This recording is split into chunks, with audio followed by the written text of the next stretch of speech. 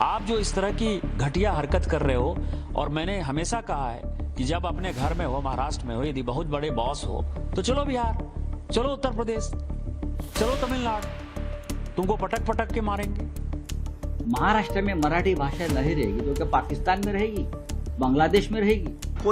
किसी भी नेता को खुला चैलेंज देता हूं कि अगर तुम्हारे अंदर दम है तो मैं मराठी नहीं बोलता हूं, महाराष्ट्र से निकाल के दिखाओ मुझे।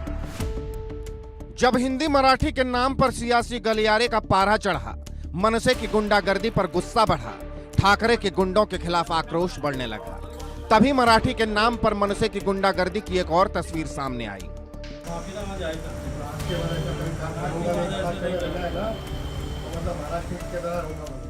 राज ठाकरे की महाराष्ट्र नवनिर्माण सेना के कार्यकर्ताओं ने एक बार फिर भाषा के नाम पर गुंडागर्दी की। महाराष्ट्र के ठाणे जिले में हिंदी भाषी रिक्शा ड्राइवर को माफी मांगने पर मजबूर किया, जिसका गुनाह सिर्फ इतना था कि उसका एक मराठी पैसेंजर से किसी बात को लेकर विवाद हो गया था, जिसके बाद मनसे के भिवंडी नगर अध्यक्ष मनोज गुलवी ने ड्राइवर को माफी मांगने पर मजबूर किया। रिक्शा ड्राइवर को हाथ काटने की धमकी दी।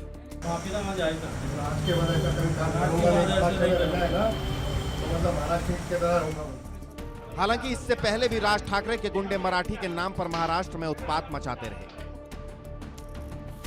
जिसकी गवाही ये 3 तस्वीरें दे रही हैं। कुछ ही दिन पहले बिजनेसमैन सुशील केडिया के ऑफिस में मनसे के कार्यकर्ताओं ने तोड़फोड़ की थी। राज ठाकरे के गुंडों का गुस्सा इसलिए भड़का था क्योंकि सुशील केडिया ने राज ठाकरे को एक पोस्ट में टैग करते हुए लिखा था कि वे मराठी नहीं सीखेंगे।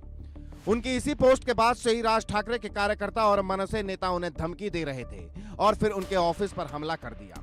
वहीं ठाणे में मनसे कार्यकर्ताओं ने गुजराती दुकानदार से मारपीट की थी। बहस दुकानदार के मराठी न बोलने पर हुई थी। घटना का वीडियो सोशल मीडिया पर वायरल हुआ था और अब राज ठाकरे के गुंडों ने एक हिंदी भाषी ड्राइवर को माफी मांगने पर मजबूर किया। सीधा महाराष्ट्र के लॉ एंड ऑर्डर को चैलेंज किया, मराठी की आड़ लेकर बताने की कोशिश की महाराष्ट्र में हमारा ही राज चलेगा, महाराष्ट्र में मराठी ही बोलनी पड़ेगी, तो गुस्सा बढ़ने लगा। मुझे लगता है कि जो मुंबई में हो रहा है ये बात अच्छी नहीं है। जो मराठी बोलो नहीं तो थप्पड़ मारेंगे, तो ये भी मनसे की भूमिका ठीक नहीं है। लेकिन मैं इतना बताना चाहता हूं कि मुंबई में रहने वाले नॉन मराठी लोग जो है कम से कम 70-80% लोग मराठी बोलते हैं, मराठी समझते हैं। 10-20% लोगों को शायद मराठी नहीं आती होगी तो समझती है और वो मराठी सीख सकते हैं। तो मनसे ने अपने भूमिका में बदल करना चाहिए, उनको तो समझाना चाहिए कि भाई आप यहाँ हैं तो मराठी में बोलो। मुंबई में जो घटना घटी है उसकी जितनी भी निंदा की जाए वो कम है। अब एक बेचारे दुकानदार को जिस तरह से आप थप्पड़ मार रहे हैं, उसको अपमानित कर रहे हैं, एक वरिष्ठ नागरिक है और जो भी लोग इसमें लिप्त हैं उनकी निंदा होनी चाहिए, लेकिन उनकी पार्टी के लोग उसका समर्थन कर रहे हैं। कोई हमारे लोगों को पीटे, हमारे लोगों को धमकी दे और महाराष्ट्र के मुख्यमंत्री इस पे कुछ एक्शन न ले तो क्या करेंगे लोग फिर? कैसे लोगों को डर लग रहा है आज कि महाराष्ट्र के मुख्यमंत्री जिस राज्य के मुख्यमंत्री है, दूसरा कोई भी आके हमको धमकी देके चलेगा और महाराष्ट्र के मुख्यमंत्री कुछ नहीं कहेंगे। मराठी के नाम पर छिड़े सियासी संग्राम के बीच जब विपक्ष ने महाराष्ट्र के सीएम फडणवीस पर सवाल उठाए तो उनका जवाब भी फौरन आया। देवेंद्र फडणवीस ने मराठी के नाम पर हो रही सियासत को लेकर 2 टूक कहा।